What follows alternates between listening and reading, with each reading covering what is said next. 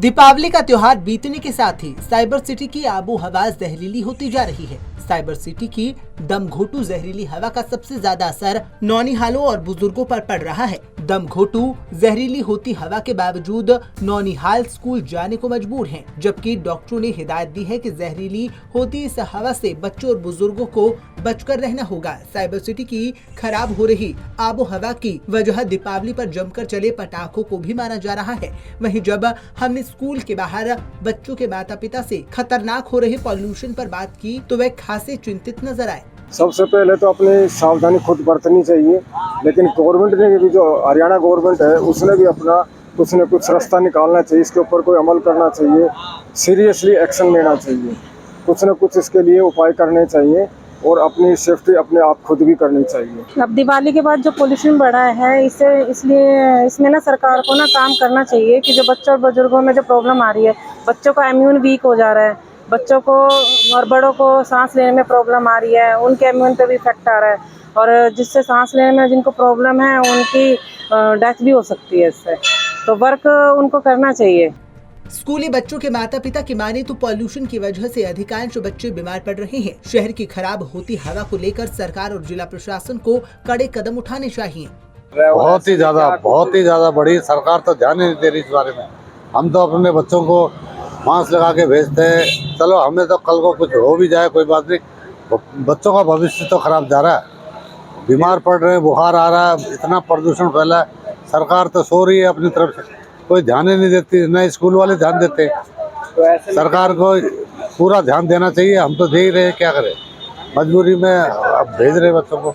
जिला प्रशासन में भी, जिला प्रशासन तो सॉरी, बच्चों को भी हिदायत देने के प्रयास कर रहे हैं, लेकिन जिला प्रशासन भी सॉरी है, कोई ध्यान नहीं देता और न सरकार दे रही है। हम तो ये सरकार से भी और जिला प्रशासन से। बच्चों के लिए ये बहुत ही ज़रूरी है और पॉल्यूशन जो है दिल्ली और गुड़गांव में ज़्यादा पाया जाता है और बच्चों के लिए सरकार को ये सोचना चाहिए कि वो क्या क्या स्कीम ला सकते हैं। तो इसके लिए सरकार को इस पर ज़रूरी से ज़रूरी कदम उठाने चाहिए जो हो सकता है।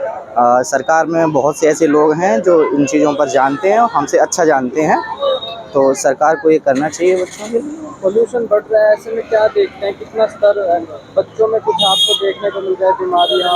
बच्चों में जैसे कि पोल्यूशन की अकॉर्डिंग बीमारियाँ बढ़ रही हैं, जैसे कि बच्चों का खांसी जुकाम, ये सारी चीज़ें पोल्यूशन की वजह से बढ़ रही हैं। वहीं गुरुग्राम के सीएमओ के माने तो पॉल्यूशन जो पहले पुअर क्वालिटी में था वो अब सीवियर में पहुंच गया है। इसके लिए सभी अस्पतालों को निर्देश दिए गए हैं।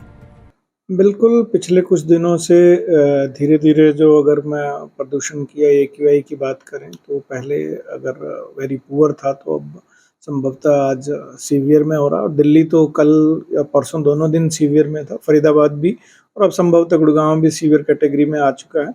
इसके लिए हमने सभी अपने जो हॉस्पिटल्स हैं, ना केवल सरकारी बल्कि प्राइवेट सभी हॉस्पिटल्स को दिशा निर्देश दिए हैं कि वो खास करके छोटे बच्चे जिनको अस्थमा प्रेसिपिटेट हो रहा है या जो एल्डरली जिनको COPD प्रेसिपिटेट होता है इस मौसम में, या हार्ट फेलियर के जिनको दिक्कत हो जाती है, उन सभी के लिए एडिक्वेट मेडिसिन का इंतजाम करें। और ना केवल हॉस्पिटल्स को बल्कि पेरेंट्स को भी और आम जनता को भी एडवाइजरी दी जा रही है कि जब तक आवश्यक ना हो, खास करके सुबह अर्ली मॉर्निंग जब पोल्यूशन की मात्रा बहुत ज़्यादा होती है उस टाइम घर से बाहर ना निकलें। और एक बार फिर शायद पहले हम कोविड अप्रोप्रिएट बिहेवियर के लिए मास्क यूज़ कर रहे थे, अब संभवतः पोल्यूशन से बचने के लिए मास्क यूज़ करना चाहिए।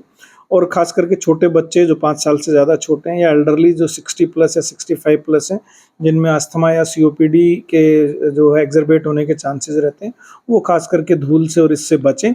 और ना केवल इससे बल्कि चेंज ऑफ वेदर के साथ जो है वायरल इन्फेक्शन या कॉमन कोल्ड या इन्फ्लुएंजा हो सकता है, वो भी इसको प्रेसिपिटेट करता है इस मौसम में, तो उससे भी इस वक्त अनावश्यक खास करके ट्रैवलिंग से बचना चाहिए।